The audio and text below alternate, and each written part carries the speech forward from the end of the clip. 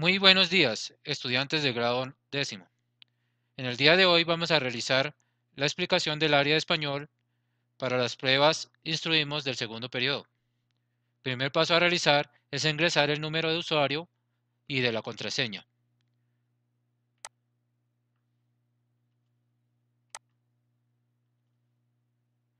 Le damos a aceptar.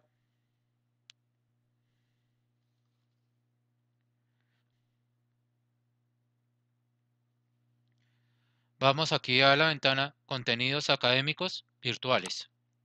Le damos clic.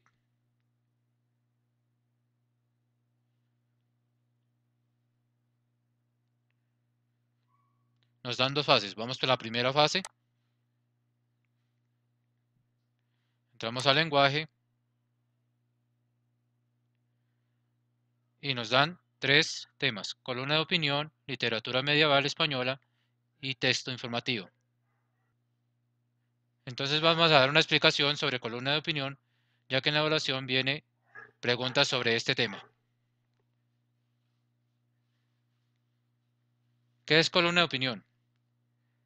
Es un género periodístico de opinión, por lo que un texto no literario, más comprometido con la realidad, pero que a pesar de eso expone las ideas personales del autor.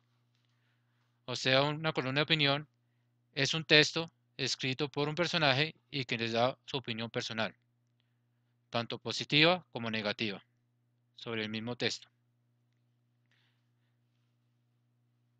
Tenemos unas características.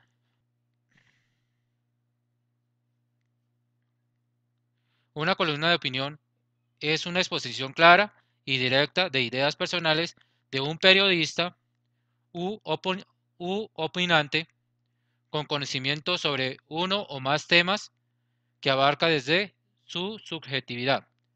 Subjetividad quiere decir y utiliza palabras como creo o pienso. 2. Quien emite la columna se hace cargo de su misma opinión. El texto está firmado con nombre real y está abierto a que otros cuestionen, aprueben o desaprueben su opinión. O sea, el texto está abierto para que todo el mundo escuche y lea esa columna de opinión y está expuesto a las críticas que se le hacen. El escritor de estas columnas de opinión tiene su propia forma de escribir su texto para que llame la atención y que los que están leyendo se interesen y den aportes sobre el tema que se escribió. Entonces, ya sabiendo que es una columna de opinión, les voy a mostrar un ejemplo antes de. Tenemos,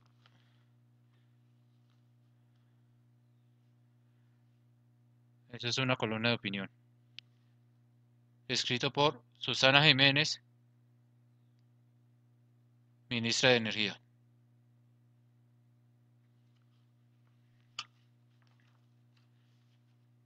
Bueno, entonces vamos a la evaluación.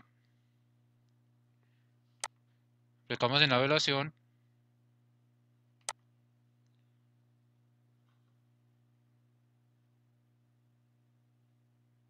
Tenemos dos preguntas, vamos a responder la primera.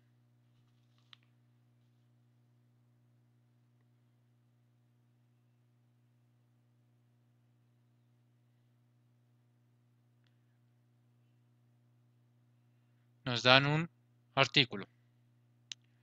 Se llama Ignorancia al desnudo, por Daniel Muñoz González, fragmento. Ninguno se salva de quedar inmortalizado en el mundo cibernético. Somos reos virtuales de lo que publicamos en las redes y estamos sometidos a las duras condenas de hacernos virales por nuestros actuales o de ser juzgados en el futuro por publicaciones antiguas. Estos elementos se conjugan para hacer del joven de un individuo, de hacer del joven de hoy un individuo sumamente cauto a la hora de publicar algo en el ciberespacio. No sucede lo mismo con las generaciones más adultas. Esto por su concepción de lo virtual,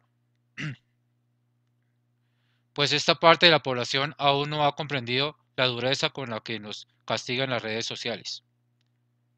El adulto siente la red como algo efímero y fugaz. Por eso no ha tenido la menor vergüenza de plasmar en muchísimas ocasiones su opinión desinformada y completamente errada. Se ha comprobado los temores de Platón y Aristóteles acerca de la democracia, la cual para ellos representa la posibilidad de que la sociedad, ignorante en sí misma, decida sobre el direccionamiento psic de la república. Ha quedado al alcance de algunos clics observar el amplio desconocimiento sobre asuntos públicos. Estamos decidiendo con base en la ignorancia. Universidad de Medellín, Facultad de Derecho, 10º semestre.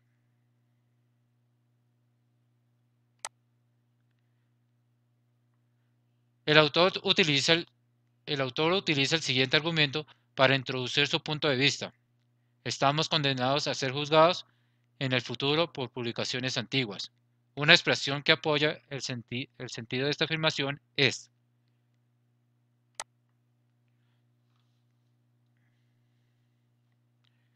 las dificultades que me he encontrado en el pasado me ayudarán a tener éxito en el futuro.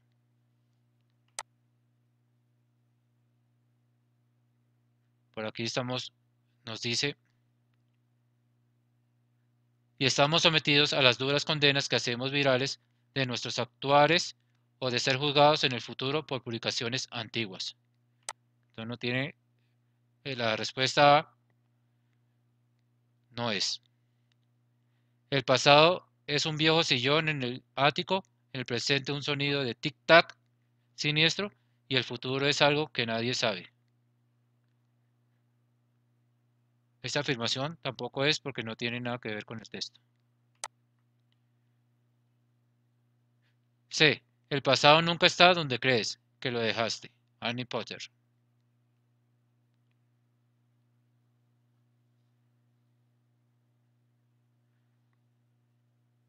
D. Guarda lo peor del pasado para vivir mejor el presente. Tampoco no se relaciona con el texto. La respuesta correcta es la C, ya que su intención es señalar que en realidad el pasado no se queda atrás, sino que cuando menos se espera, se hace presente. Por lo tanto, incide en el futuro y tiene consecuencias inesperadas. Entonces, el pasado nunca está donde crees que lo dejaste. La respuesta correcta es la C, marcamos la C y damos calificar.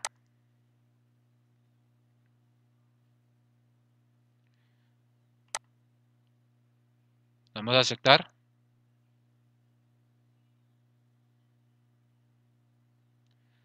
Respuesta correcta C, respuesta que dimos la C. Aquí tiene para ver la solución por si de pronto sale mal la pregunta o la solución que dimos.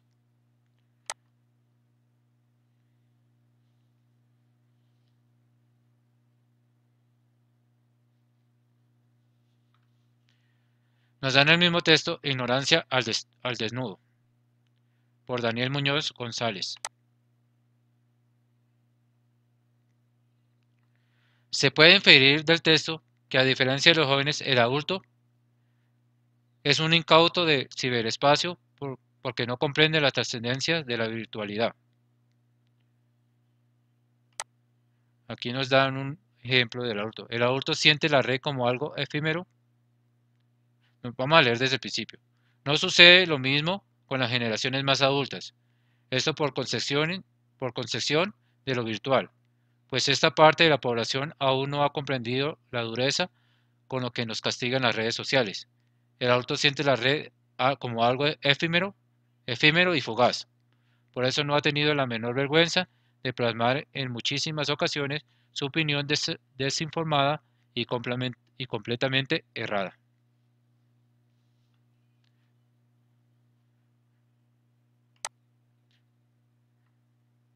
Es un incauto del ciberespacio porque no comprende la trascendencia de la virtualidad.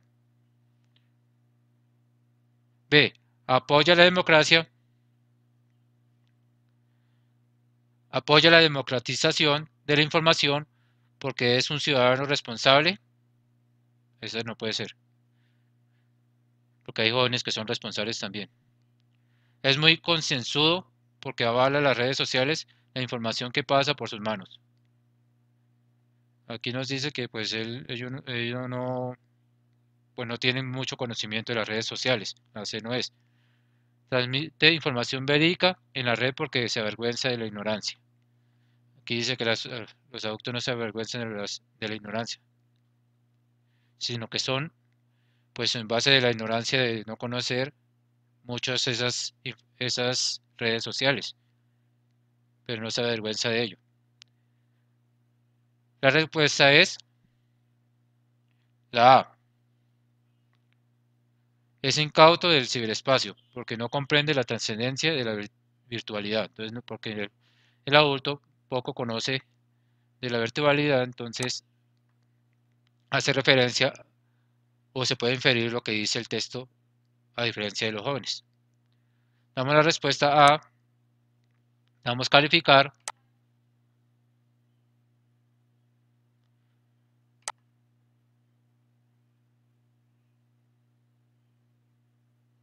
damos a aceptar. Respuesta correcta A, respuesta del 1 A. Cerramos. Vamos con la literatura medieval española.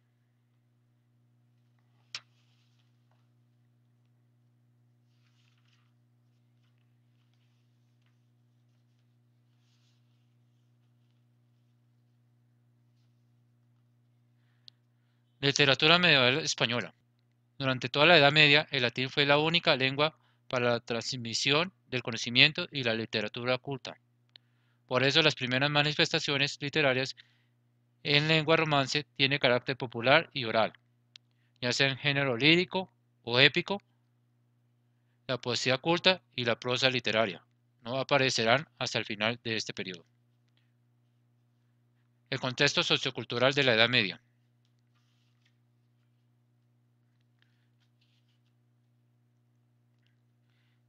En la Baja Edad Media, siglos XII al XV, la sociedad medieval se fue transformando debido a una serie de factores.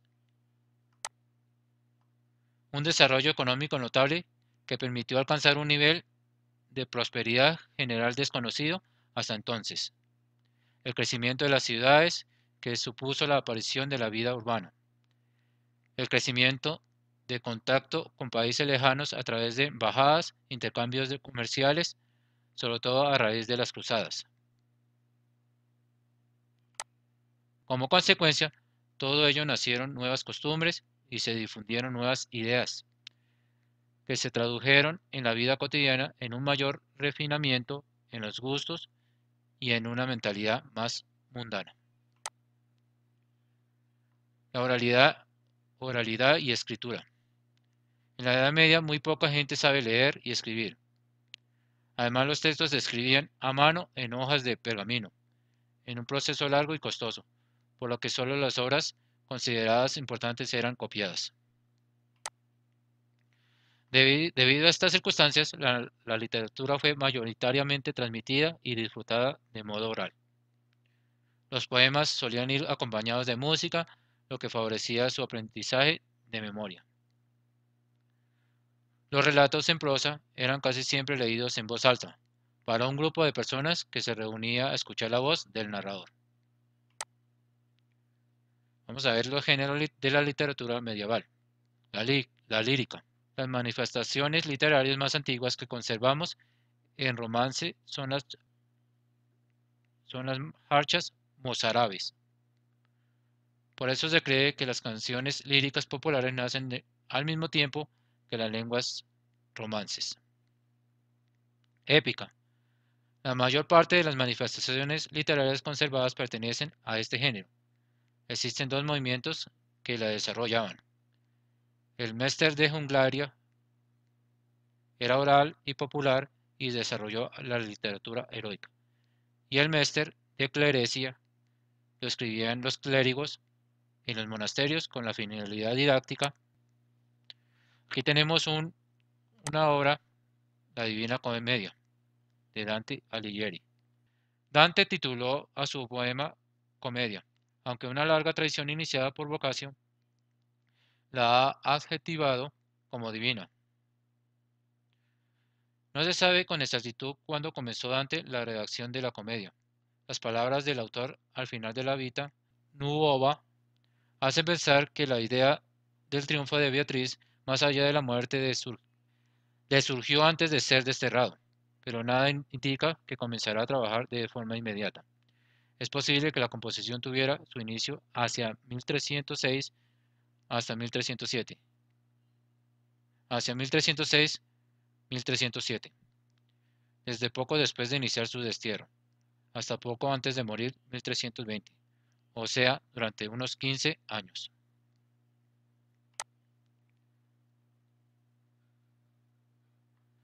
El argumento. La Divina Comedia relata el viaje de Dante por el infierno, el purgatorio y el paraíso, guiado por el poeta romano Virgilio.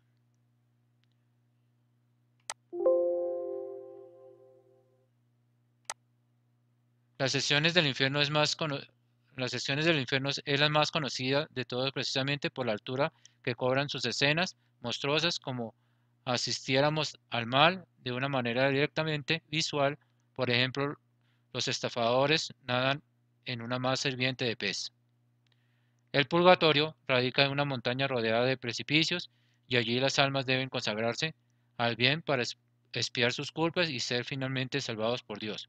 Dante tiene la oportunidad de ver el ascenso del alma del poeta Estacio hacia el cielo después de haber sido purificado.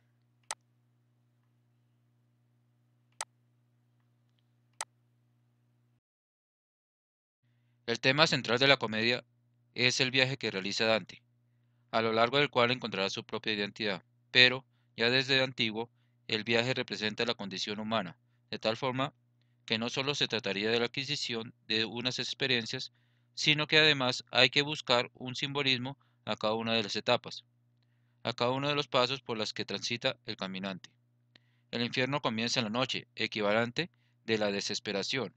La llegada al purgatorio se produce el alba, símbolo de la esperanza, mientras que la entrada en el paraíso es a mediodía como clara muestra de salvación por la abundante luz que hay.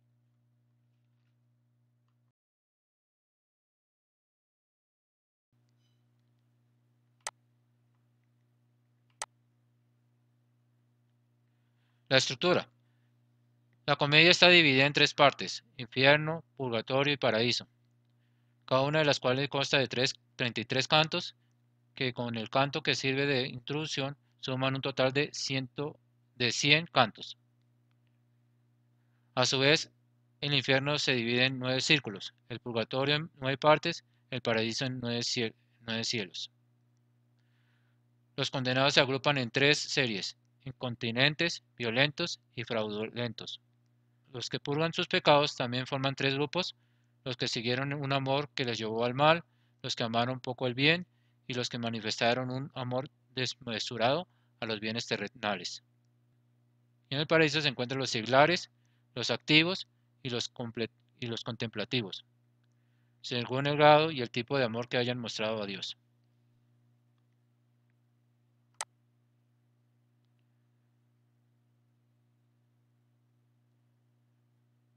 Significación de la Divina Comedia. Son tres los ejes fundamentales de la comedia desde el punto de vista filosófico: el cosmos, la razón y la fe, la predestinación y el libre albedrío. El primero se resuelve con la creación de un universo propio en el que el infierno y el paraíso se oponen simétricamente y entre los que se sitúa el purgatorio.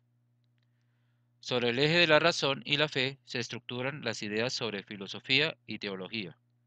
La primera tropieza continuamente con unos límites estrechos, que son los del conocimiento humano. La teología, por el contrario, abre en todo momento unos horizontes inabarcables e ignotos. El paso de la una a la otra es el que convierte al poeta en poeta teólogo, como se manifiesta explícitamente en el Paraíso 25.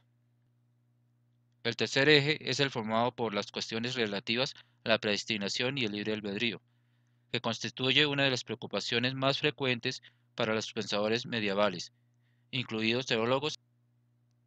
y filósofos naturales. Todos los seres animados e inanimados están señalados por el influjo de los astros, que les transmiten determinadas cualidades o virtudes, o que, según algunos, les marca el futuro.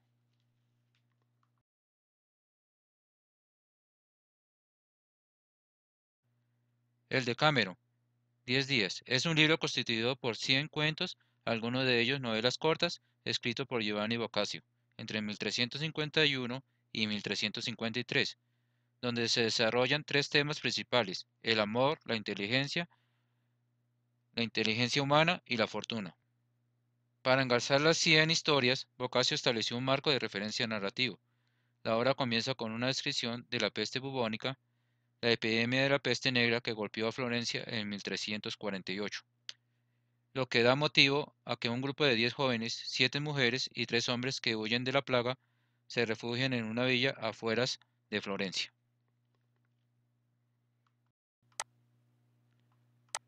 Bueno, esto aquí nos dan dos ejemplos o dos libros de la Edad Media: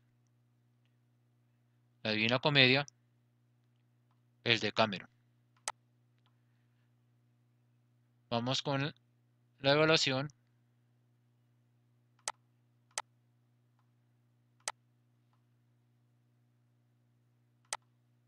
Literatura medieval y española. Tenemos tres preguntas, vamos con la primera.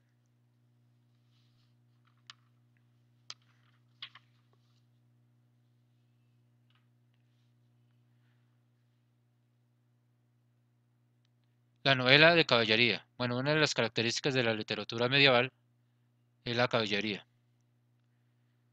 En el siglo IX apareció un tipo de relatos que prescindió de la finalidad moralizante para centrarse en la creación de un universo ficticio, la novela de caballería. Texto 1. Dice el cuento que este caballero Cifar fue un buen caballero de armas y de muy sano consejo, a quien se le demandaba, y siempre decía verdad y no mentirá cuando alguna demanda le hacían. Y esto hacía con buen seso natural que Dios pusiera en él. Y porque todas esas condiciones que en él había, amaba el rey de aquellas tierras, cuyo vasallo era y de quien tenía gran soldada y bien fecho de cada día. Mas tan gran desventura era la suya que nunca le duraba caballo ni otra bestia ninguna de 10 días arriba, que no se le muriese, y aunque le dejase o le diese antes de los 10 días, y por esta razón y esta desventura era él siempre su buena dueña y sus hijos en gran pobreza.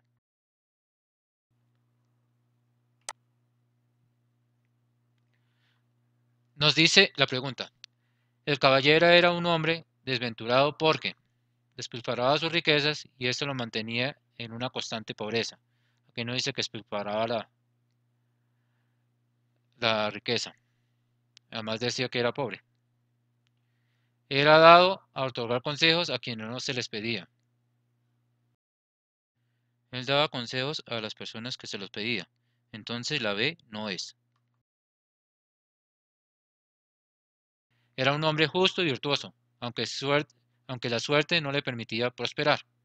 Entonces aquí nos dice que era de buen corazón, nunca decía mentiras, pero siempre, siempre vivía con mala suerte y andaba en la pobreza. Entonces la respuesta es: era un hombre justo y virtuoso, aunque la suerte no le permitía prosperar. La respuesta es la C. Sin embargo, vamos a leer la D. Carecía de esposa, pero tenía muchos hijos. Y aquí no nos dice que carecía de esposa. Nos dice que y su buena dueña y sus hijos en gran pobreza. Que ellos vivían en una gran pobreza. La respuesta es la C. Marcamos la C. Damos aquí calificar. Damos a aceptar.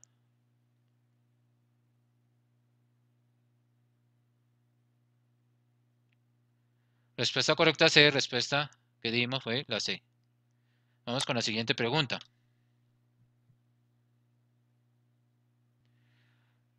Seguimos con la novela de caballería.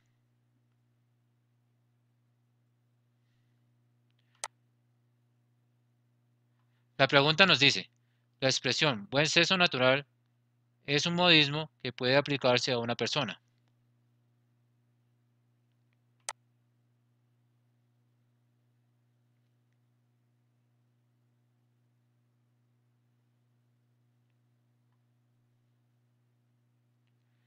La expresión buen sexo natural es un modismo que puede aplicarse a una persona.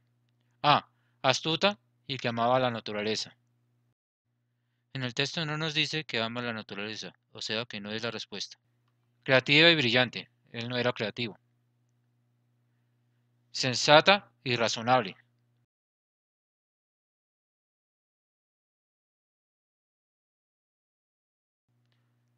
La C podría ser. Poco inteligente pero estudiosa. No nos dice ahí no nos dice si es inteligente o no estudiosa. Nos dice que es una persona sensata, siempre decía la verdad y era razonable con las cosas. Entonces la respuesta es la C. Marcamos la C, damos calificar,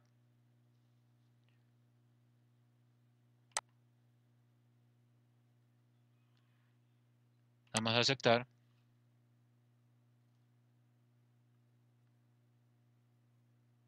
Respuesta C, respuesta que dimos, la C.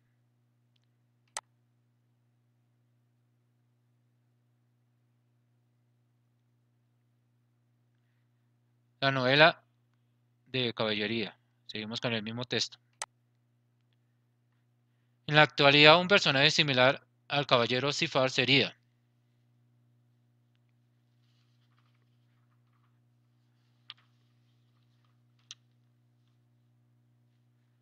un hombre que ayuda a prosperar a los demás, pero no logra prosperar a él mismo. Esa puede ser, porque él decía que daba consejos, ayudaba, era bondadoso, pero siempre tenía mala suerte. Entonces, un hombre que ayuda a prosperar a los demás, pero no logra prosperar él mismo. Esa puede ser. Un niño con padres adinerados, pero sin amigos en la escuela. Ahí se sale del texto.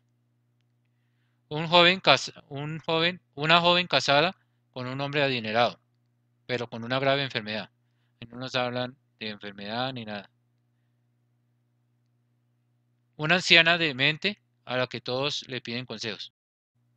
En el texto nos dice que el hombre era sabio y daba consejos a quien lo necesitaba, pero no era demente. Entonces la respuesta no es la D, la respuesta es la A.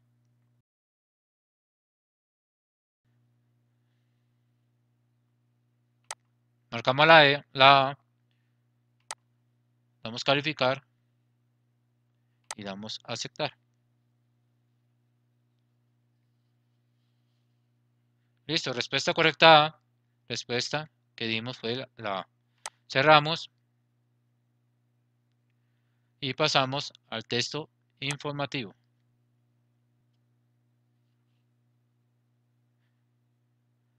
El término informal puede ser muy amplio. Textos muy diferentes entre sí pueden tener también una función informativa. Varios manuales señalan lo anterior como el discurso oral formal, porque a veces se da la información oral. Contenidos de aprendizaje y secuencias didácticas.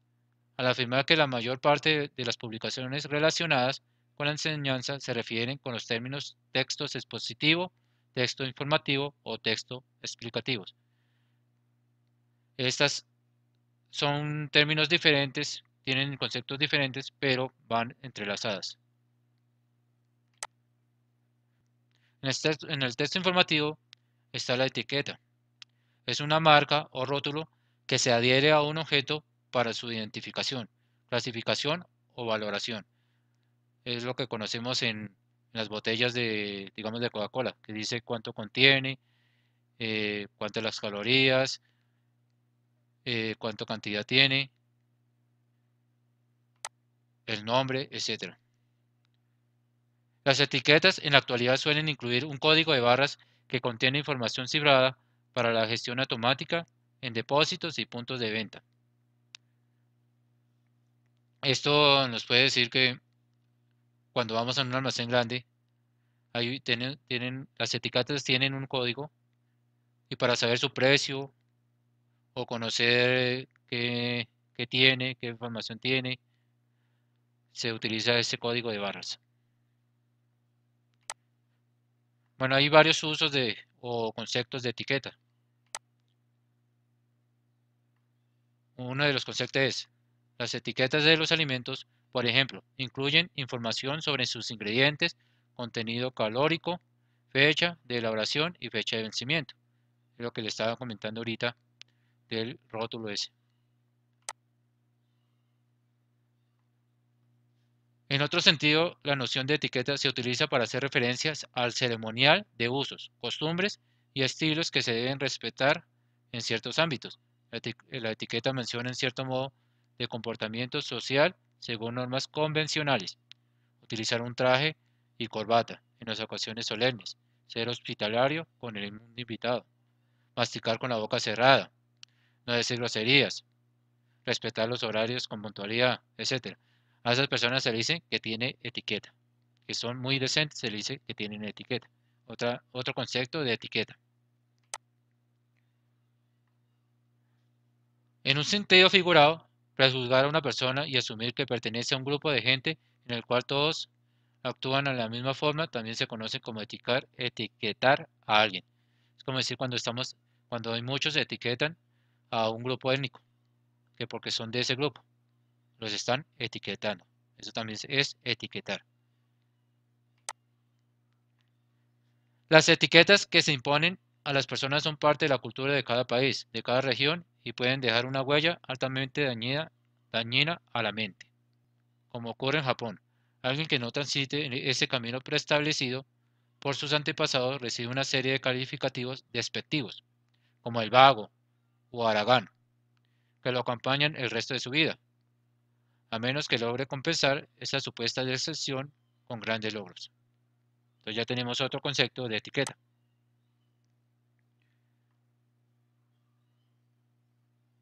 A nivel internacional existen etiquetas que engloban el comportamiento de profesionales de ciertos campos. Esto ocurre, por ejemplo, con los cantantes de ópera. Bueno, a ellos se les dicen que son gordos, que comen mucho, que son buenos cocineros, que cuidan la voz. Otros que etiquetan son a los hombres modelos, que dice que ellos son homosexuales, afeminados, que los gatos no se apegan a las personas con las cuales conviven, etc. Entonces estamos etiquetando a esos personajes profesionales por su profesión. Entonces ya tenemos otra forma de etiquetar o qué es etiqueta. Vamos a definición de menú. Es otro texto informativo, que nos da información de algo. Menú, que procede en francés menú, es un término con varios usos de acuerdo con el contexto. Puede tratarse de un conjunto de los platos que constituyen una comida, desayuno, almuerzo, merienda o cena. Por ejemplo, el menú para esta noche incluye carne al horno con vegetales grillados y un pancakes de manzana. No me gustó el menú de hoy, ya que todos los alimentos tenían demasiadas grasas.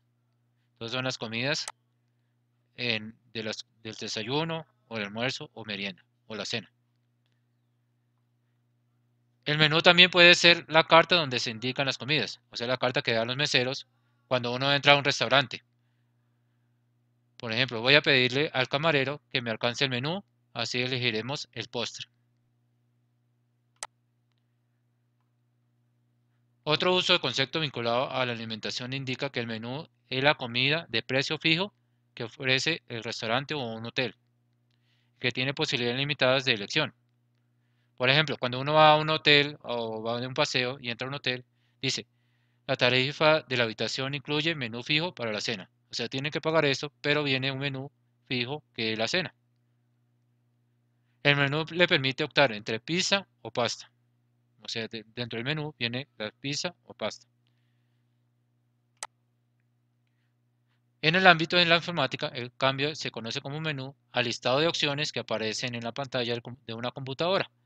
Es decir, el archivo, editar, ver, revisar, etc. Bueno, ya teniendo cuáles son los conceptos, qué es el texto informativo, cuál es la función de informar en los textos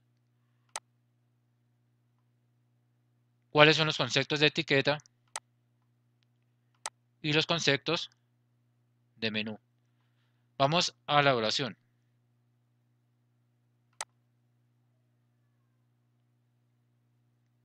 Vamos con la primera pregunta.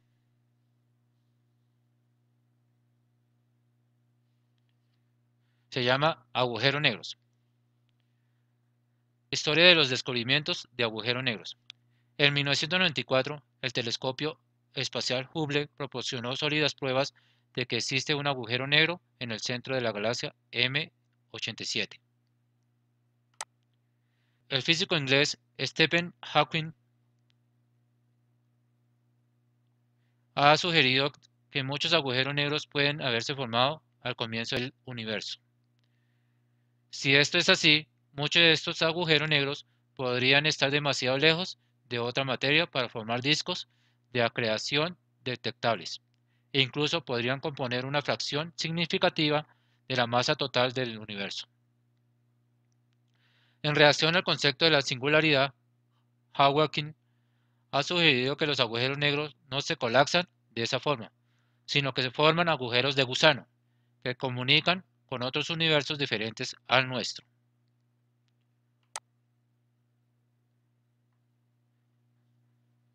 En enero de 1997, un equipo de astrofísicos estadounidenses presentó nuevos datos sobre los agujeros negros.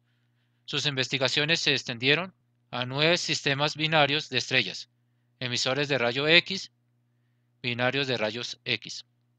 En 5 de los 9 casos, cuando el material de las estrellas de menor masa golpea la superficie del otro objeto. Este emite una radiación brillante en la superficie. Se trata de una estrella de neutrones. En las otras 4 binarias, de las que se creía que contenían agujeros negros, la radiación emitida por el segundo objeto es mínima.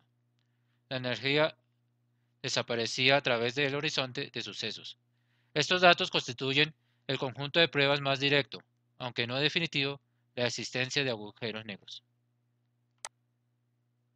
En junio de 2004, en una galaxia distante a 12.700 millones de años luz, se descubrió un agujero negro supermasivo en el centro de dicha galaxia. El objeto se denominó Q0906 más 6930. Es 16.000 millones de veces más masivo que nuestro Sol y tiene una masa de 3% de nuestra Vía Láctea. Realmente una cifra impresionante. Técnicamente a este tipo de agujero supermasivo se le denomina blazar. Nos dice la pregunta. El propósito del texto es cuestionar a los científicos. Aquí en este caso no está cuestionando, está dando una información. Caracterizar un fenómeno atmosférico. No está caracterizando el fenómeno atmosférico. Relatar un acontecimiento histórico. No está relatando, no está haciendo un relato. Informar sobre un descubrimiento científico. Aquí nos está informando, entonces la respuesta es D. Damos la respuesta D, calificamos.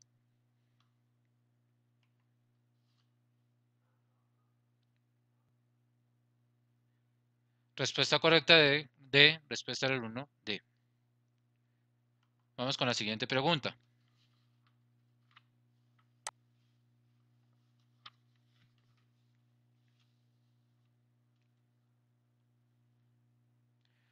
Seguimos con los agujeros negros. El texto cumple una función educativa en la medida en que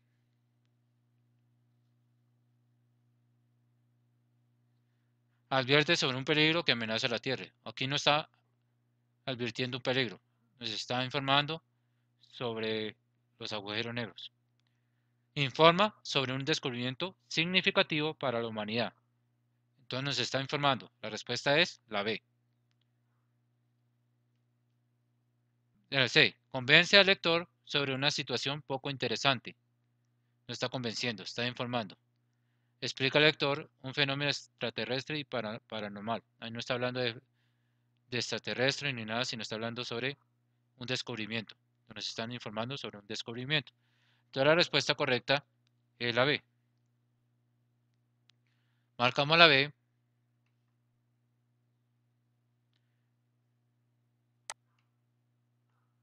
Damos calificar.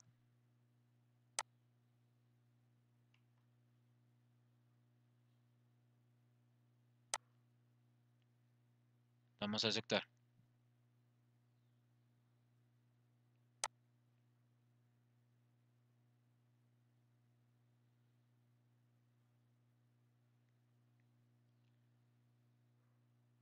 Entonces da respuesta correcta B, respuesta del alumno B.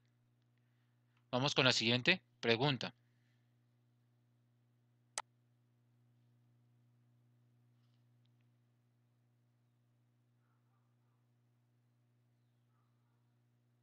El mismo texto, agujeros negros. Según el físico inglés Stephen Hawking, lo que logran los agujeros de gusano es. Vamos a leer la parte donde nos hablan de los agujeros de gusano, a ver qué nos dice. En reacción al concepto de singularidad, Hawking ha sugerido que los agujeros negros no se colapsan de esa forma, sino que forman agujeros de gusano que comunican con otro universo diferente a nuestro. Entonces, los agujeros de gusano comunican con otro universo. A. Hacer que nos enlacemos con otros universos disímiles al nuestro. Ahí nos decía el texto que hacer que nos comuniquemos con otros universos diferentes. Y disímiles significa diferente. Símil, igual o similar, y disímile, diferente. Entonces la A podría ser permitir que nos traslademos a otros universos iguales al nuestro. No nos dice que nos traslademos, sino que nos podamos comunicar. Impedir que nos comuniquemos a otros planetas iguales al nuestro. Aquí dice impedir que nos comuniquemos. Y está contradiciendo. D. Hacer que nuestro planeta logre comunicarse con otros mundos. Tampoco nos dice que nuestro planeta se comunique con otros mundos. Nos dice que esos agujeros de gusano sirven para comunicarse con otros universos. Entonces, la respuesta es la A. Damos calificar. Damos a aceptar.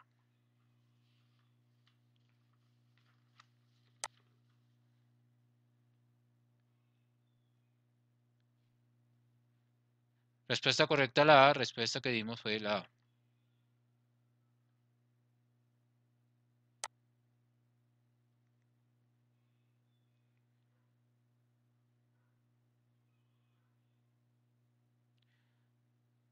Vamos con el mismo texto, agujeros negros. El último párrafo del texto. A. Abre un debate sobre la astronomía y los agujeros negros. B. Describe un acontecimiento fuera de lo normal. C. Exalta la belleza de los agujeros negros en el universo. Brinda un hallazgo más sobre los agujeros negros. Vamos a leer el último párrafo. En junio de 2004, en la galaxia distante a 12.700 millones de años luz, se descubrió un agujero negro supermasivo en el centro de dicha galaxia. El objeto se denominó Q0906 más 6930. Es 16.000 millones de veces más masivo que nuestro Sol y tiene una masa de 3% de nuestra Vía Láctea. Realmente una cifra impresionante. Técnicamente a este tipo de agujero supermasivo se le denomina blazar. Entonces aquí nos están hablando de otro descubrimiento de agujero negro. Y aquí decía, brinda un hallazgo más sobre los agujeros negros. La respuesta es D. Vamos a aceptar.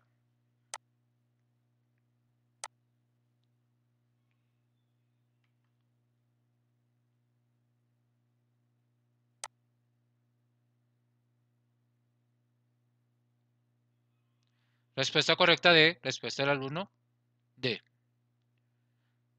Vamos a cerrar aquí. Bueno, aquí ya nos podemos cerrar. Y hemos terminado la primera fase. Cerramos.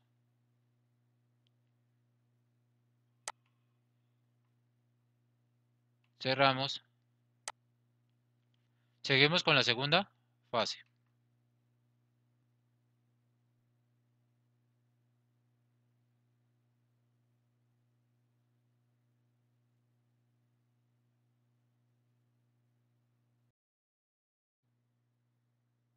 En esta fase nos dan 5 temas: literatura del Renacimiento y del siglo de oro, el ensayo, medios de comunicación, la publicidad, el graffiti y la producción de textos argumentativos. Comenzamos con literatura del Renacimiento y del siglo de oro. Renacimiento es un nombre dado a un amplio movimiento cultural que se produjo en Europa occidental en los siglos XV y XVI. Sus principales exponentes se hallan en el campo de las artes, aunque también se produjo una renovación en las ciencias, tanto naturales como humanas. Italia fue el lugar de nacimiento y desarrolló en estos movimientos que se difunden gracias a la invención de la imprenta hacia 1450. El Renacimiento fue fruto de la difusión de las ideas del humanismo, que determinaron una nueva concepción del hombre y el mundo. El nombre Renacimiento se utilizó porque este movimiento remota ciertos elementos de la cultura clásica. El término se aplicó originalmente como una vuelta a los valores de la cultura greco-latina y a la contemplación de libre de la naturaleza tras siglos de predominio en un tipo de mentalidad más rígida establecida en Europa de la Edad Media. Esta nueva etapa planteó una nueva forma de ver el mundo y al ser humano con nuevos enfoques en los campos de las artes, la política y las ciencias, sustituyendo el teocentrismo, o sea, el centro de todos los dioses, medieval, por cierto antropocentrismo, o sea, el centro de todo el hombre, o sea, se vinculaban más al hombre. Esto quiere decir, el Renacimiento se basó de la cultura clásica grecolatina, es decir, trajo todo lo que ellos habían propuesto, pero en este caso se enfatizaron más en el hombre que en los dioses. Los escritores renacentistas tuvieron como modelo la obra de los autores clásicos latinos Horacio, Virgilio y Ovidio, que estos hablaban sobre dioses y mitología griega. Durante la Edad Media, las obras literarias perseguían casi siempre un fin didáctico y moralizador. La función artística quedaba subordinada al propósito de enseñar en las verdades de la moral y la religión. Durante el Renacimiento predominó en el arte una intencionalidad estética, y los poetas concibieron por lo general sus creaciones literarias como obras de arte. Entonces anteriormente enseñaban las verdades de la moral y la religión. Ahora con el Renacimiento predomina el arte de una intencionalidad estética. Entonces los poetas ya generaron las creaciones literarias como obras de arte.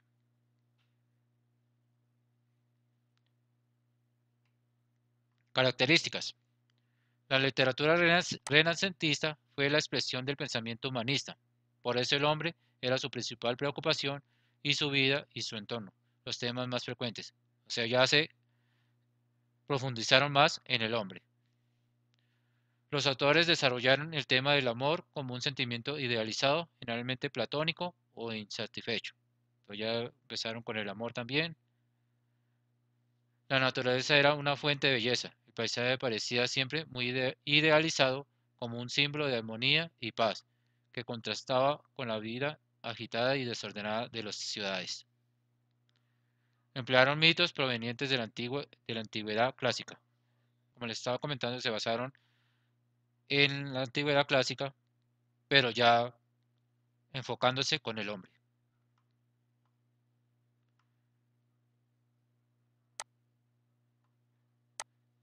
Entonces vamos con la elaboración.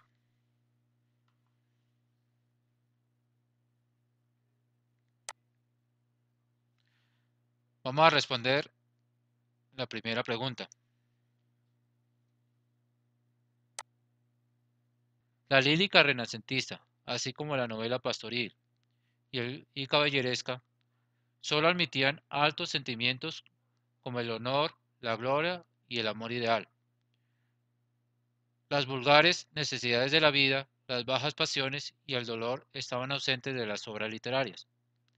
El pícaro es una reacción, un negativo y reverso del pastor idealizado y del caballero.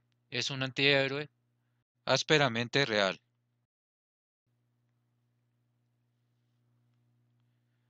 Del párrafo anterior se puede inferir que la novela picaresca A.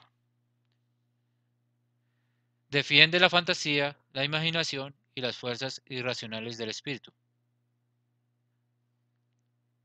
Aquí no está hablando de imaginación ni fantasía. Entonces la respuesta A no es.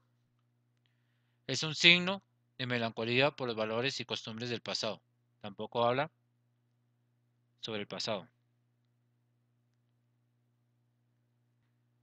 Refleja una crítica de una sociedad vulgar carente de valores. D. Refleja la atracción hacia lo sobrenatural, aquello que escapa a cualquier lógica. Entonces nos dice aquí, el pícaro es una reacción, un negativo, un reverso del pastor idealizado y del caballero. Es un antihéroe, ásperamente real. El pícaro es una reacción, es decir, un negativo, y esto nos remite a uno de los elementos característicos del pícaro, y es que éste se caracteriza por su carencia de valores, lo cual se evidencia en sus comportamientos, que debido a las circunstancias de la época se veían obligados tanto a mendigar como a robar. Entonces nos habla que el pícaro es la persona que mendiga y además tiene que robar para sobrevivir, como el Lazarillo de Tormes. Entonces vamos a buscar la respuesta. Del párrafo anterior se puede inferir que la novela picaresca defiende la fantasía, la imaginación, las fuerzas irracionales del espíritu. Aquí no está defendiendo la fantasía ni la imaginación. Es un signo de melancolía por los valores y costumbres del pasado. Aquí no está hablando que es los valores ni las costumbres del pasado. Refleja una crítica de una sociedad vulgar carente de valores. Esa puede ser, porque nos habla del pícaro, de una persona que mendiga y que no tiene valores ni creencias. Respuesta podría ser la C. Vamos a la D. Refleja la atracción hacia lo sobrenatural, aquello que escapa a cualquier lógica. Aquí no dice nada sobre el sobrenatural. Entonces la respuesta correcta es la C. Refleja una crítica de una sociedad vulgar carente de valores. Marcamos la C. Damos calificar. Respuesta correcta C. Respuesta que dimos, la C. Siguiente pregunta.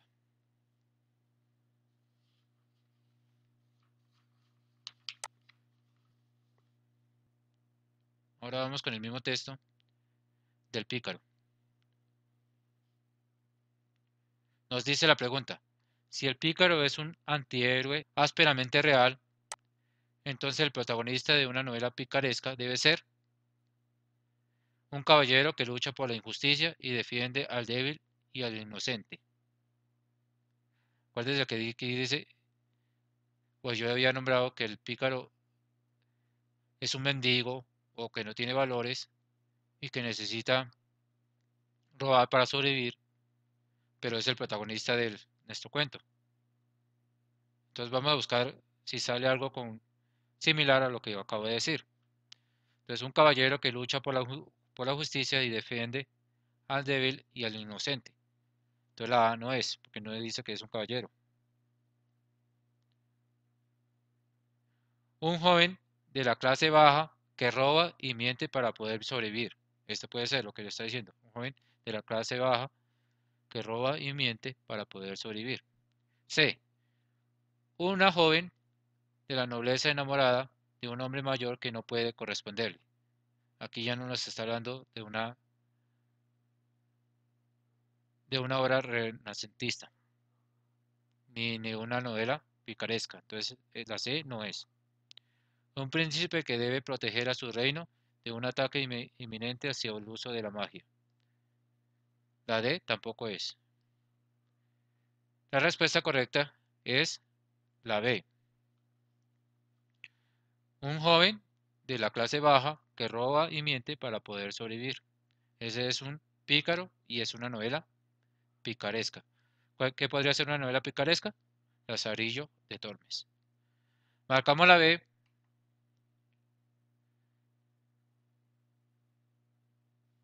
Damos calificar.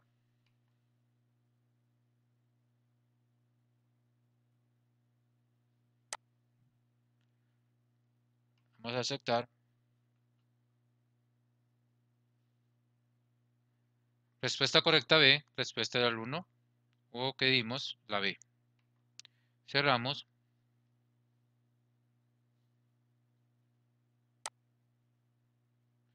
Vamos con el ensayo.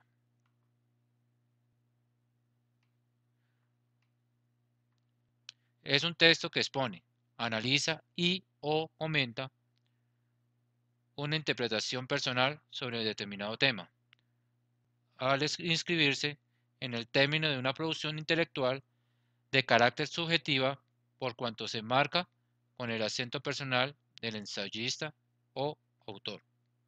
Es decir, un ensayo es escribir sobre un tema, pero dando su propia opinión.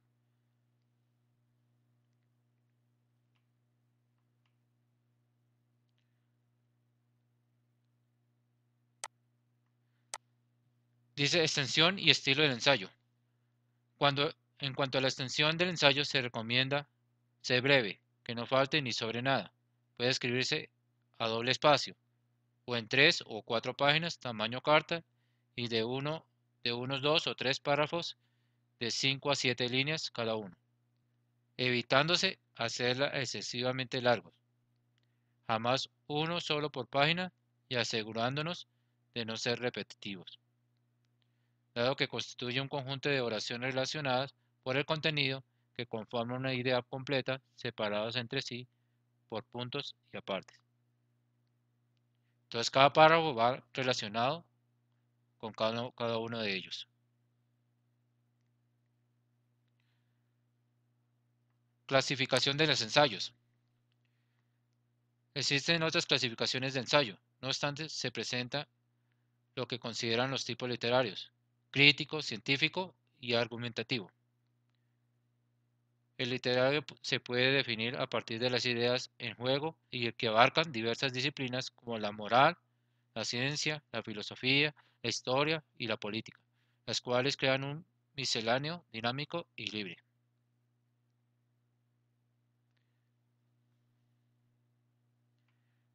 Tenemos unas características del ensayo. Estructura libre, a excepción del ensayo argumentativo. Los demás no requieren de mucho rigor sistemático. De forma sintética y de extensión relativamente breve. Variedad temática. Estilo personal, cuidadoso y elegante. Tono variado, que corresponde a la manera particular con que el autor ve e interpreta el mundo. Entonces son las características de un ensayo. Vamos a ver los procedimientos para realizar un ensayo. El ensayo es un producto de un proceso compuesto de los tres pasos siguientes. 1. Lectura. Consiste en leer con detenimiento el tópico bajo el tipo de lectura de estudio. O sea, leer varias veces el tema que se va a realizar el ensayo. 2. Subrayado. Radica en localizar ideas principales al resaltar con una señalización a libre criterio.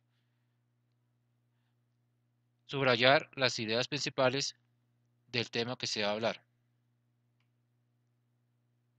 Análisis. Consiste en la clasificación de la información para ordenarla y comprenderla. Entonces ya después de haber localizado las ideas principales y resaltadas, debe clasificarlos para ordenarlas y comprenderlas.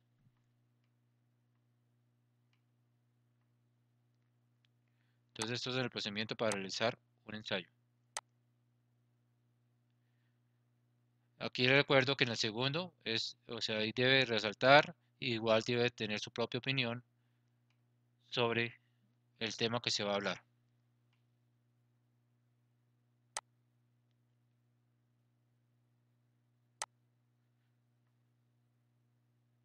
Bueno, vamos con la evaluación.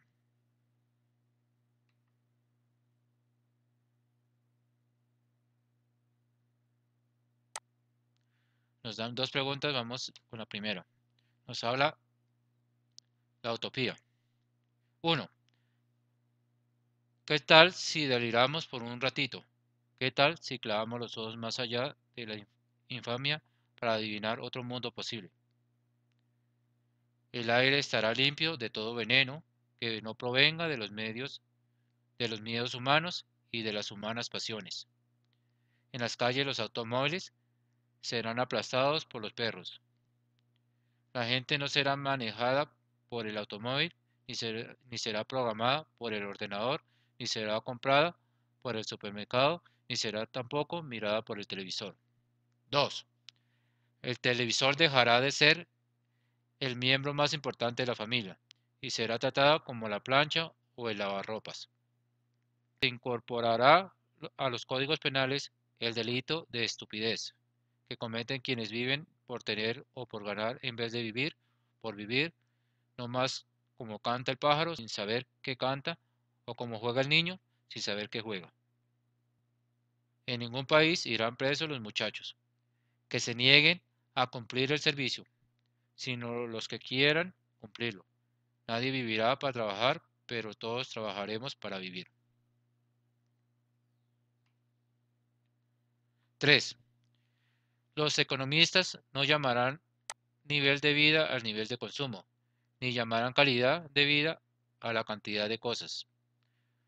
Los cocineros no creerán que a las langostas les encanta que las hiervan vivas. Los políticos no creerán que a los pobres les encanta comer promesas. La muerte y el dinero perderán sus mágicos poderes ni por difusión ni por fortuna. Se convertirán el canalla en virtuoso caballero. 4. La comida no será una mercancía ni la comunicación un negocio, porque la comida y la comunicación son derechos humanos. Nadie morirá de hambre porque nadie morirá de indigestión. Los niños de la calle no serán tratados como si fueran basura porque no habrá niños de la calle. Los niños ricos no serán tratados como si fueran dinero porque no habrá niños ricos. La educación no será el privilegio de quienes puedan pagarla y la policía no será la maldición de quienes no puedan comprarla. 5. La justicia, la libertad, hermanas siameses condenadas a vivir separadas, volverán a juntarse bien pegaditas, espalda contra espalda. La Iglesia dictará también otro mandamiento que se le había olvidado a Dios. Amarás a la naturaleza de la que formas parte. Serán reforestados los desiertos del mundo y los desiertos del alma. Los desesperados serán esperados y los perdidos serán encontrados, porque ellos se desesperaron de tanto esperar y ellos se perdieron por tanto buscar. 6. Seremos compatriotas y contemporáneos de todos los que tengan voluntad de belleza y voluntad de justicia, sin que importen ni un poquito las fronteras del mapa ni el tiempo. Seremos imperfectos porque la perfección seguirá siendo el aburrido privilegio de los dioses, pero en este mundo chambón y jodido seremos capaces de vivir cada día como si fuera el primero y cada noche como si fuera la última. Eduardo Galeano. Nos dice la pregunta, ¿qué tal si deliramos por un ratito? ¿Qué tal si clavamos los ojos más allá de la infamia para adivinar otro mundo posible? El autor tiene como propósito a. Invitar a una confusión mental caracterizada por alucinaciones para alcanzar la tan anhelada buena vida. Aquí no está dando una confusión mental, nos está dando a imaginar. Sacar a flote nuestros disparates mentales y dar a entender un mundo imaginario en donde la fantasía tenga su punto de razón. Tampoco es. porque no estamos sacando a flote de nuestros disparates mentales, estamos dando una posible solución o un posible futuro. Definimos en la medida en que desviemos la razón a través de las perturbaciones que nos interpelan en la realidad histórica. Esa respuesta tampoco es. Trascender esa realidad que vivimos irreprobable para albergar una que sí cumpla con nuestros ideales de la humanidad. O sea que cerremos y deliremos un ratico y adivinemos otro posible mundo. Eso nos invita el autor, es trascender esa realidad banal y irreparable para albergar una que sí cumpla con nuestros ideales de la humanidad. La respuesta correcta es la D. Calificamos,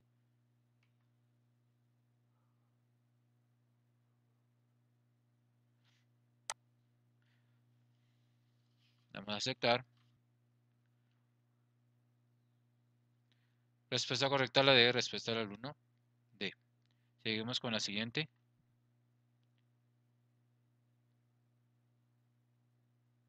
Pregunta.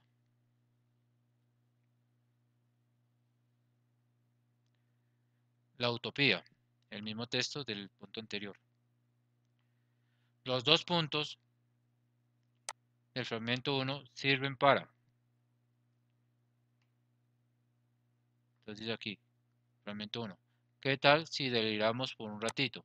¿Qué tal si clavamos los ojos más allá de la infamia para adivinar otro mundo posible? Dos puntos. El aire está limpio de todo veneno que no provenga de los miedos humanos y de las humanas pasiones. En las calles los automóviles serán aplastados por los perros. La gente no será manejada por el automóvil, ni será programada por el ordenador, ni será comprada por el supermercado, ni será tampoco mirada por la televisión. Aquí nos vemos los dos puntos que están. Otro mundo posible, dos puntos. Entonces dice, los dos puntos del fragmento 1 sirven para separar dos ideas que tienen relación con base netamente en la primera. Nos está dando, la primera oración es principal y la segunda es consecuencia de la primera frase. Entonces la A no es. Adentrar al lector a lo que será la pregunta fundamental del tema. No está adentrando cuál será la pregunta ni nada, ni está haciendo una pregunta. La B no es. Exhortar al lector a que se deje llevar por la lectura. En este texto no nos quiere llevar a que el lector se deje llevar o que siga la lectura o que se entretenga por la lectura. Nos está dando un posible futuro, si cerramos, imaginamos un futuro como debería ser. Entonces la respuesta no es la C. D. Indicar que lo que sigue es consecuencia de lo que antecede en el párrafo. Bueno, nos indica que antes de los dos puntos nos da una frase. Dice,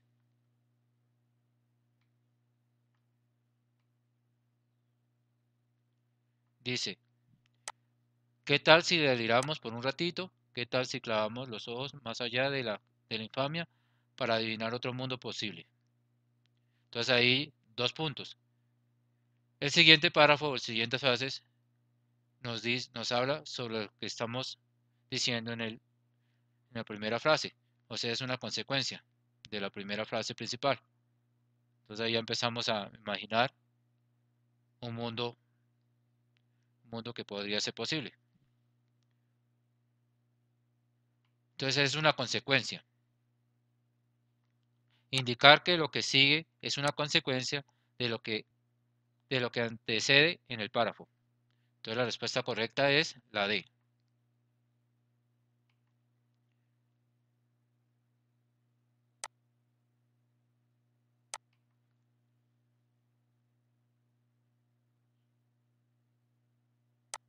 Marcamos la D.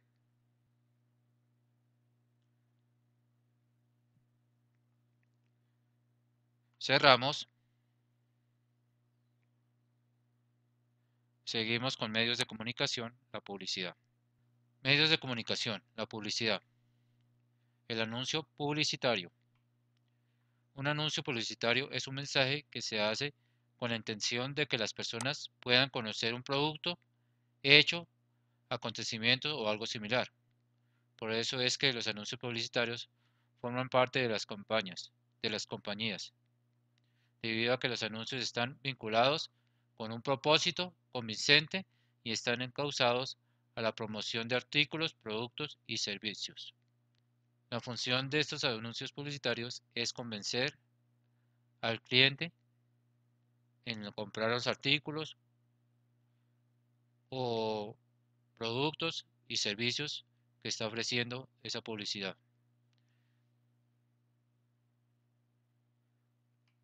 El anuncio publicitario es un soporte visual, auditivo o audiovisual de corta duración que transmite un mensaje en el cual se limita a un hecho fundamental o un conocimiento.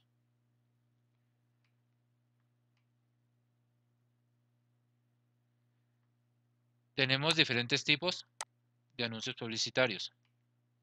Tenemos el banner. Es una especie de publicidad que se realiza en Internet, el cual consiste en introducir un segmento publicitario en una página web. Esto es con el propósito de atraer todo lo que sea compra, venta, negocios hacia el sitio web de las personas que está pagando.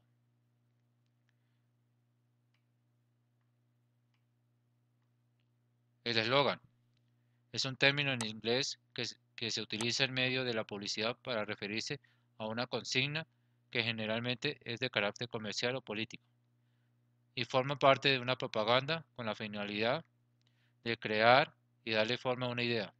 Lo importante es que dicha frase sea sencilla de recordar para las personas. El eslogan son las frases que llaman la atención al centro comercial, al producto, al negocio, etc. Spot de televisión. Coloquialmente, al término spot de televisión se le conoce como comerciales de televisión. Son una especie de apoyo audiovisual que se le brinda al público por medio de la televisión. Su tiempo de permanencia está entre los 10 a 60 segundos para promover un producto o servicio. Es lo que vemos siempre en, en nuestras televisiones. Publicidad comparativa. Se define como aquella en donde el anunciante busca comparar su oferta con la de su competencia, con el objetivo de resaltar las características o cualidades de sus productos frente a los demás.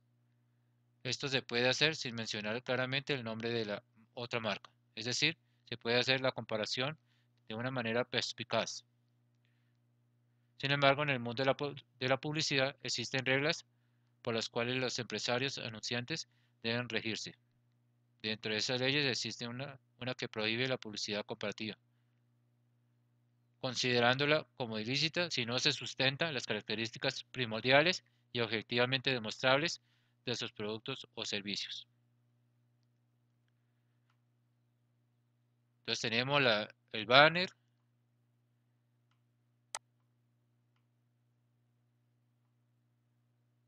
el eslogan, spot de televisión, publicidad comparativa, publicidad engañosa. Se define como aquella que transmite información falsa de algún producto para generar confusión en los consumidores.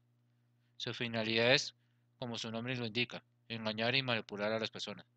Cuando un consumidor observa este tipo de publicidad, se dará una idea falsa del producto o servicio que se le está presentando, aun cuando la realidad es totalmente diferente.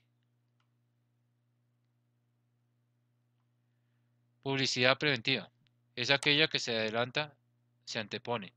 Esta clase de publicidad la que busca es prevenir a las personas sobre algo que puede ocurrir en relación con un producto o servicio.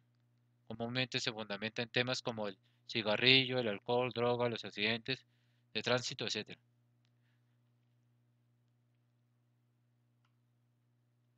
Publicidad subliminal es aquella que ofrece al consumidor un producto o servicio de una forma tan sutil que la persona no está consciente de lo que observa, lo cual lo induce a utilizarlo o consumirlo en desconocimiento de las razones verdaderas. Por lo tanto, el anuncio subliminal se encuentra proyectado para que las personas lo perciban de una manera inconsciente, o sea, que lo convence de una forma u otra. Listo, tenemos son los medios de comunicación, la publicidad, que es uno de ellos, que es un anuncio publicitario, las clases, que son el banner, que se utiliza en la página web, el eslogan, como la frase de la empresa, el spot de televisión, las publicidad que salen en la televisión, publicidad comparativa, comparar los productos de otra empresa sin necesidad de nombrarlas, publicidad engañosa, la que transmite falsa información de algún producto, publicidad preventiva, es la de prevenir, como la de prevención del cigarro, del alcohol, etc. Publicidad subliminal, que ofrece al consumidor un producto o servicio de una forma tan sutil que la persona no está consciente de lo que observa.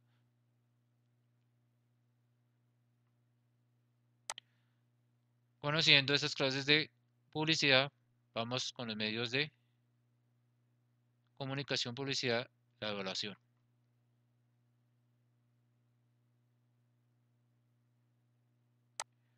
Tenemos dos preguntas.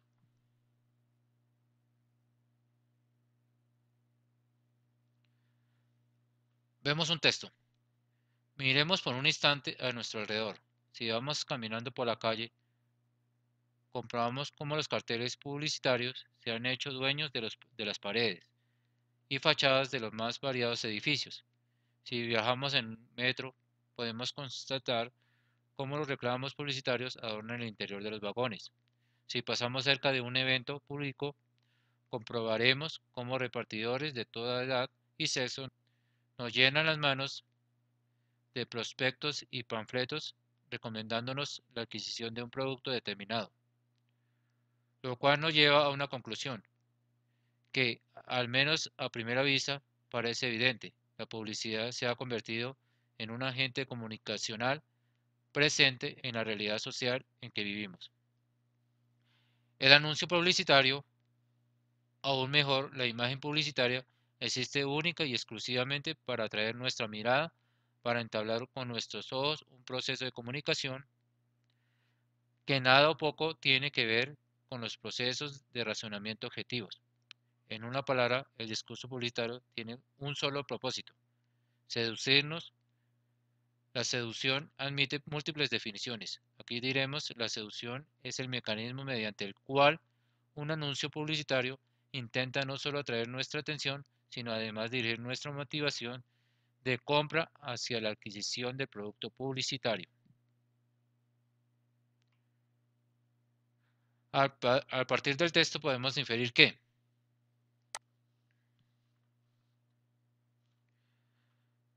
los anuncios nunca dicen la verdad sobre los productos. La intención de los avisos publicitarios es ofrecer y vender para que el cliente compre y se cambie ese producto que está ofreciendo la publicidad. No todos dicen mentiras, la mayoría dice la verdad. Entonces la respuesta A no es.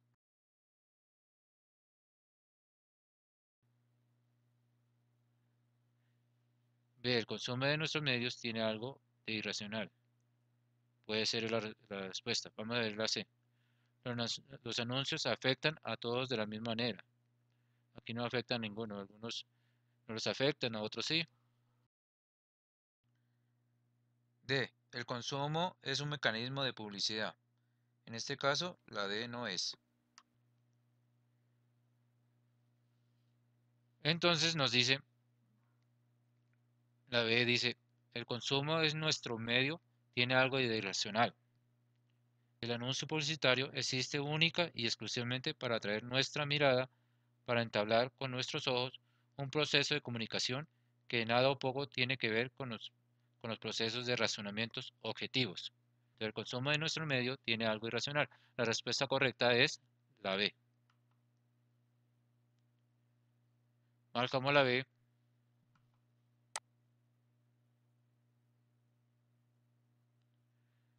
Vamos a aceptar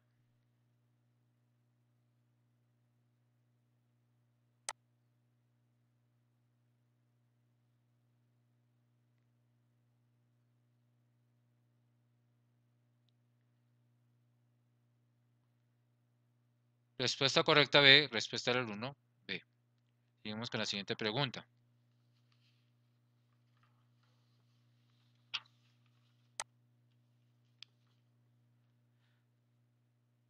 Nos dan un afiche publicitario. Doctor Pepito Pérez, cirujano plástico. Si la vida te da limones, llámanos. La intención de la valla es invitar a que las mujeres se realicen una mamoplastía de aumento. La mujer que imita tener sus senos como unos limones muestran su cara de disgusto por el tamaño tan pequeño en sus senos, mientras que cuando muestra los melones refleja estar satisfecha.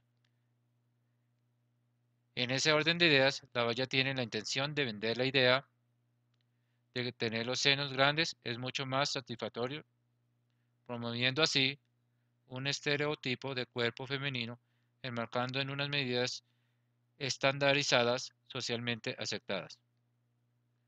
Para ser más contundente, el mensaje se utiliza la frase, si la vida te da limones, lo cual busca insinuar que estos se deben cambiar por unos melones.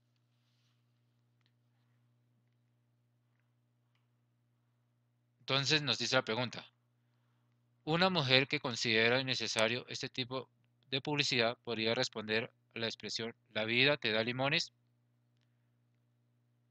A. Aprende a hacer limonada. Podría ser porque dice, si la vida te da limones, aprende a hacer limonada, para señalar que hay que aceptarse tal como se es y no como la sociedad de consumo lo pretende. Entonces, esa podría ser la respuesta. Si la vida te da limones, A. Aprende a hacer limonada. B. Ojos que no ven, corazón que no siente. Esta se sale del texto. A caballo regalado no se le mira el diente. En este nos está diciendo que todo lo que o sea, lo que se le regala no hay que criticarlo ni nada. Entonces tampoco va con el aviso. Cómprate unos melones. Tampoco quiere decir que compre limones. Están citando es que se agrande los pechos, los senos. Entonces la respuesta correcta es la A. Aprenda a hacer limonada. Marcamos la A y damos calificar. Damos a aceptar.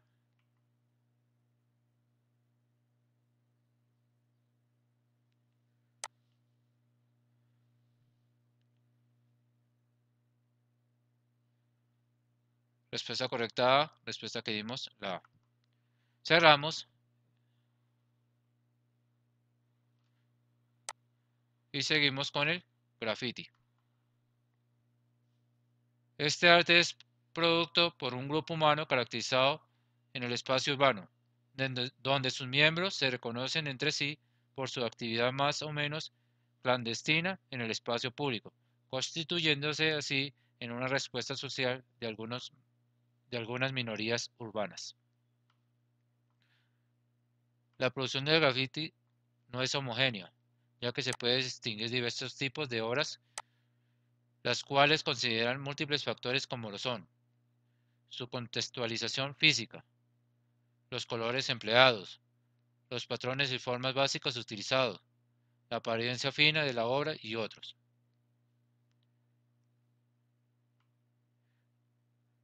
Es muy importante recordar que únicamente contextualizado cada pieza del grafiti en su entorno próximo, espacial y delimitado, con precisión, sus condiciones de producción y exhibición podemos definir la clase de grafiti que es. Se podrían clasificar en exhibitoria en movimiento, concebida para ser observada mientras ésta se mueve. El grafiti humano contemporáneo fijo en su interés en los laterales de los vagones del Metropolitano de Nueva York, brindándoles a las obras la posibilidad de no encontrarse en un medio fijo, teniendo movilidad, ilegalidad y efemeridad. Estas obras eran eliminadas por los servicios de limpieza a los pocos días de realizarse. Es decir, se muestran por todo lado porque están en un vagón del tren o están en un vagón de un camión o en un automóvil, etcétera. Y los que estaban fijos, pues estas horas eran eliminadas por los servicios de limpieza a los pocos días de realizarse. O sea, cuando hacían un grafiti en una pared, iban a los de limpieza y eliminaban esos grafitis. 3. Exhibitoria con espectador móvil. La obra se sitúa en lugares de tránsito rodado rápido. El lapso de tiempo para su observación suele reducirse en pocos segundos.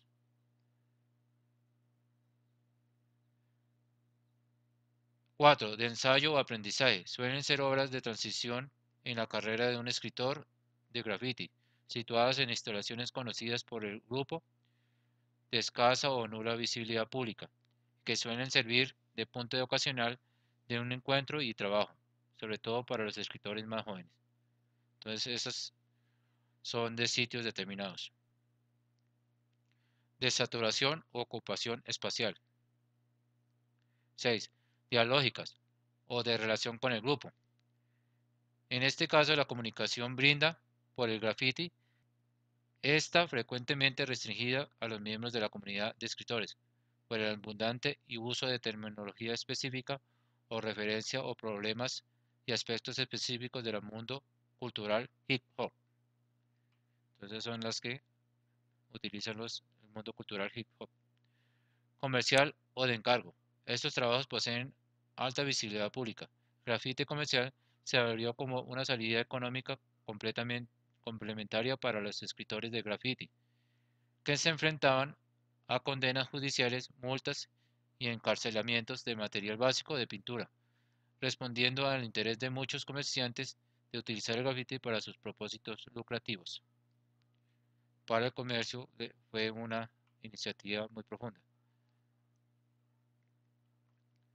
De exposición o museística. Se encuentra en los lugares cerrados como galerías de arte, museos, interior de edificios, etc. Entonces ahí tenemos las clases de grafitis y qué es un graffiti y cuáles son sus factores de los grafitis. Vamos a la elaboración.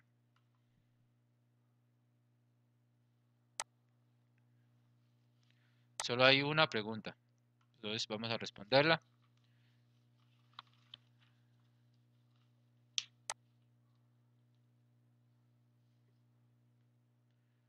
Nos muestran un graffiti, parking, y está borrada la letra IN y hay una niña montando en un columpio en la letra A. La intención del anterior graffiti es A. Criticar los procesos de urbanización. Parking significa parqueadero en español, es una palabra en inglés. Y parques. Entonces dice criticar los procesos de urbanización. Quiere decir que están haciendo más sitios de parqueadero que parques para niños. Esa puede ser la respuesta. B. Exigir el derecho al juego de los niños. No están, puede ser también, pero es más exacta la A, porque está criticando los procesos de urbanización. Exponer una problemática política. Ahí no están hablando de política ni nada. D. Exaltar la imaginación infantil. Tampoco es para exaltarla porque todo el mundo lo está viendo. Es para ver, criticar los procesos de la urbanización. Toda la respuesta correcta es la A. Marcamos la A.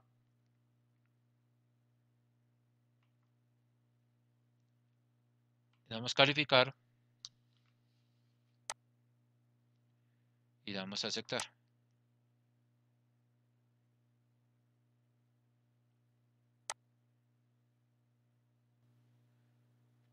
Respuesta correcta A, respuesta que dimos fue la A.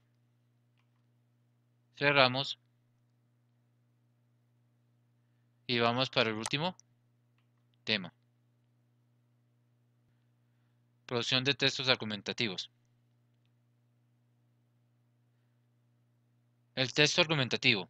El texto argumentativo tiene como objetivo expresar opiniones o rebatirlas con el fin de persuadir a un receptor. La finalidad del autor puede ser probar o demostrar una idea o tesis, refutar la contraria o bien persuadir o disuadir al receptor sobre determinados comportamientos, hechos o ideas. Entonces, tratar o hablar sobre un tema, escribir sobre un tema y darle su punto de vista.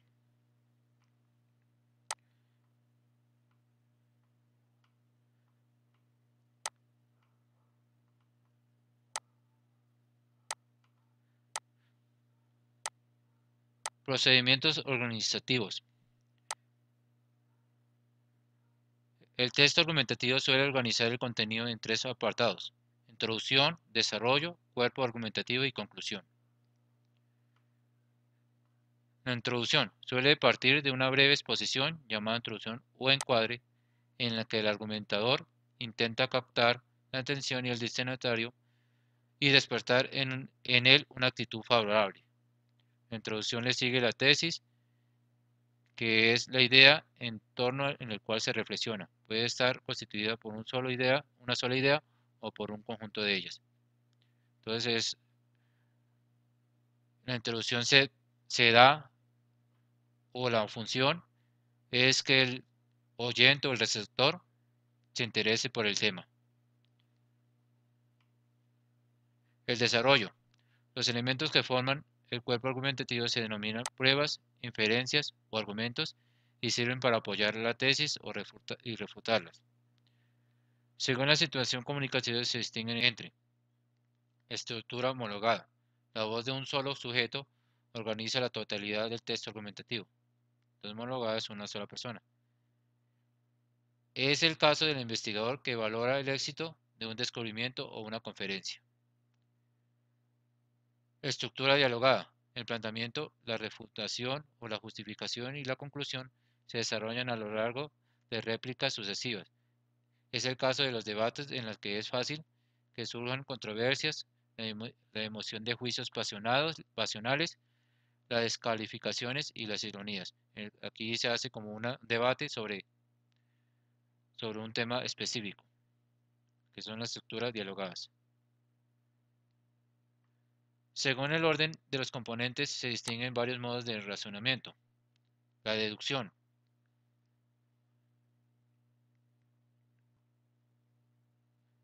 O estructura analítica. Se inicia con la tesis y acaba con la conclusión.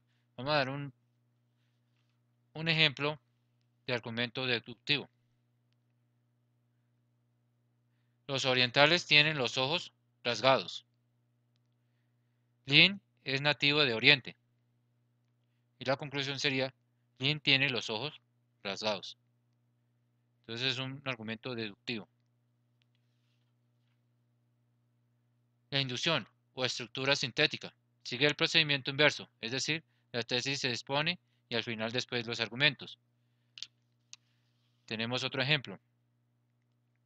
Luis es un adolescente, dejó de crecer a los 18 años. María es una adolescente y dejó de crecer a los 18 años. Pedro es un adolescente y dejó crecer a los 18 años. La conclusión, probablemente todos los adolescentes dejan de crecer a los 18 años. En estas inductivas hay una probabilidad, no es exacto como el deductivo. El deductivo sí tiene una conclusión exacta o definitiva.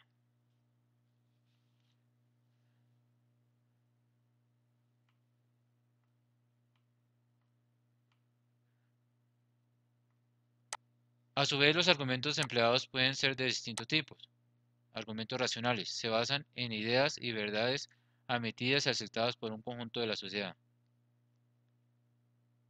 Argumentos de hecho se basan en pruebas comprobables. Argumentos de ejemplificación se basan con ejemplos concretos.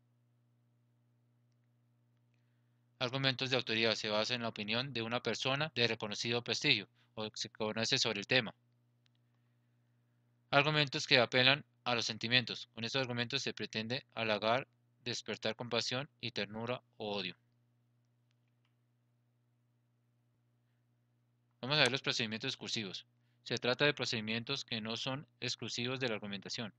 Antes bien, son compartidos por otros modos de organización textual como la exposición.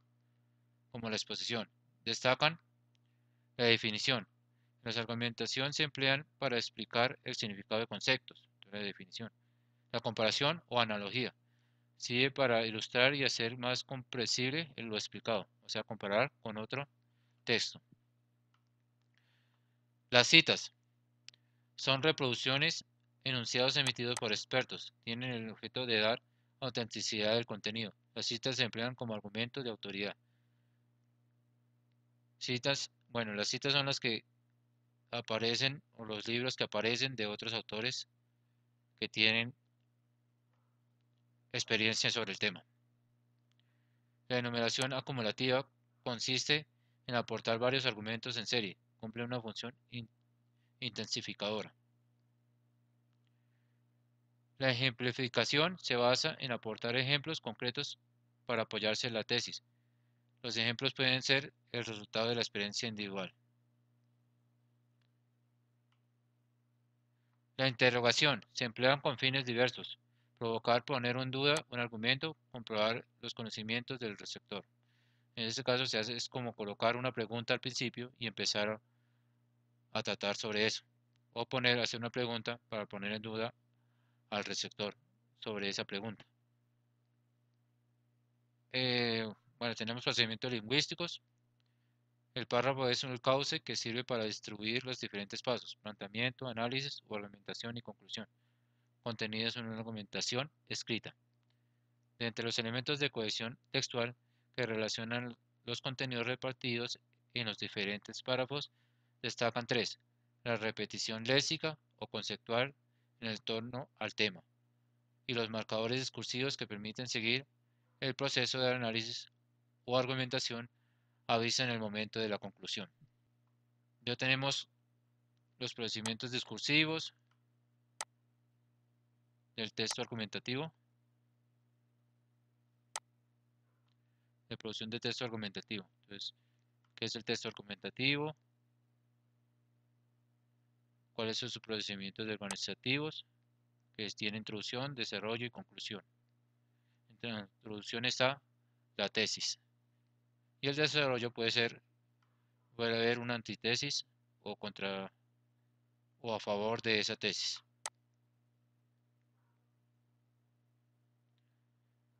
Y procedimientos discursivos. Teniendo en cuenta, vamos con la evaluación.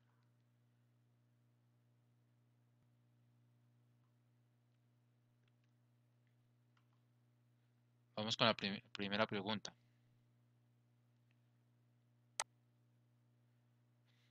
Nos dice: Camila escribió las siguientes ideas con respecto a un tema de interés personal.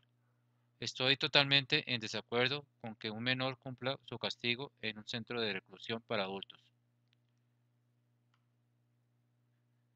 No es ajeno para el colectivo en general que los hechos delictivos se presentan a diario y que gran cantidad de ellos son cometidos por menores de edad. Sin embargo, se debe anotar que los procesos de castigo deben ser diferentes. El Estado debe velar por la vida y el cuidado del menor de edad, esto teniendo en cuenta que en una cárcel puede ser lastimado por delincuentes de mayor nivel. Incluso, en vez de regenerarse, puede verse más influenciado por quienes llevan una larga trayectoria en el mundo delictivo, acrecentando la problemática. 3. Debe entenderse por acto delictivo cualquier acción que vaya encaminada a afectar la integridad física y moral de una persona. 4. Por tanto, es importante que existan lugares de reclusión única y exclusivamente para menores de edad, previniendo así el daño físico y moral a estos, además el incremento delincuencial. Al observar el escrito, Camila se da cuenta que las ideas deben organizarse así. La primera nos dice: 4. Por tanto, es importante que existan lugares de reclusión única y exclusivamente para menores de edad. Este importante significa que hay un párrafo anteriormente a este. Entonces la respuesta A no es. B. 3. Nos dice el 3. Entonces vamos con el que dice la 3. Debe entenderse por acto delictivo cualquier acción que vaya encaminado a afectar la integridad física y moral de una persona, pero no nos está diciendo por qué salió este tema. La B no es. 1, dice 1. La C dice 1. Estoy totalmente en desacuerdo con que un menor cumpla su castigo en un centro de reclusión. 3. Debe entenderse por acto delictivo cualquier acción que vaya encaminado a afectar la integridad física y moral de una persona. Vamos ahí como bien. 2. No es ajeno para el colectivo en general que los hechos delictivos se presentan a diario y que gran cantidad de ellos son cometidos por menores de edad. Sin embargo, se deben anotar que los procesos de castigo deben ser diferentes. El Estado debe velar por la vida y el cuidado del menor de edad, esto teniendo en cuenta que en una cárcel puede ser lastimado por delincuentes con mayor nivel, e incluso, en vez de regenerarse, puede verse más influenciado por quienes llevan una larga trayectoria en el mundo delictivo, acrecentando la problemática. Puede ser, entonces primero va al 1, que nos dice que está de desacuerdo, que el castigo en reclusiones para adultos, que qué quiere decir el acto. El 3 debe entenderse por acto delictivo. Y el 3, ¿por qué no deben estar los menores en una cárcel de mayores? Y 2. Y 4 dice, por tanto, es importante que existan lugares de reclusión únicos y exclusivamente para menores de edad, previniendo así el daño físico y moral a estos, además del incremento delincuencial. Entonces aquí ya nos está dando la conclusión de los temas anteriores. Nos dice la D. No es ajeno para el colectivo en general que los hechos delictivos se presenten. Bueno, entonces esta no es ajeno, quiere decir que hay un párrafo anterior. Entonces la respuesta no es la D. La respuesta es la C, que es 1, 3, 2 y 4. Marcamos la C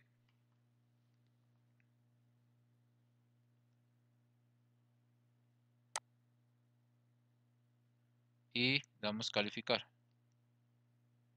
Respuesta correcta C, respuesta que dimos la C. Seguimos con la siguiente pregunta. Dice, están planeando la elaboración de un texto argumentativo para tu clase de música, de los siguientes esquemas. ¿Cuál te ayudaría con esta redacción? A. Inicio, presentación de personajes. Nudo, problema principal. Final, resolución del problema. Aquí nos están dando un texto argumentativo, no tiene nada de inicio, ni nudo, ni final. Que estas son las partes de un texto narrativo. B. Inicio, definición. C. Conclusión. La B tampoco es porque solo tiene dos partes.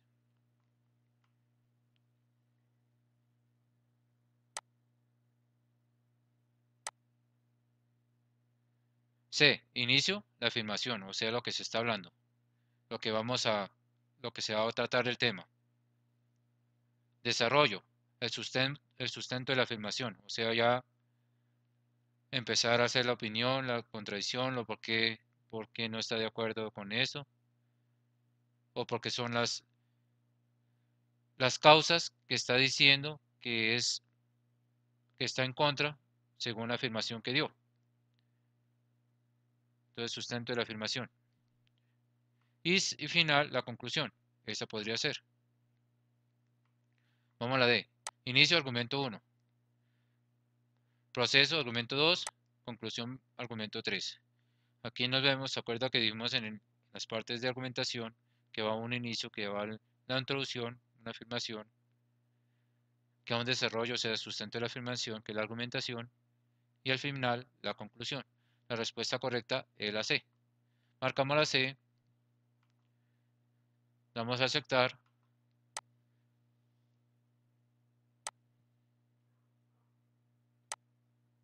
Respuesta correcta C, respuesta del alumno C. Cerramos. Terminada con la evaluación, damos terminada con la explicación en el área de español con los temas que teníamos aquí en Instruimos. Antes de despedirme, quiero agradecerle a los estudiantes de grado décimo por la atención y espero que hayan aprendido y hayan tenido en cuenta las diferentes explicaciones de los temas que se dieron. Vamos a tomar un breve descanso y posteriormente vamos a tomar apuntes de los temas vistos en este video. Recuerden, cuaderno organizado, con márgenes, colores, regla e imágenes si es necesario. Que tengan un feliz día y hasta la próxima. Muchas gracias.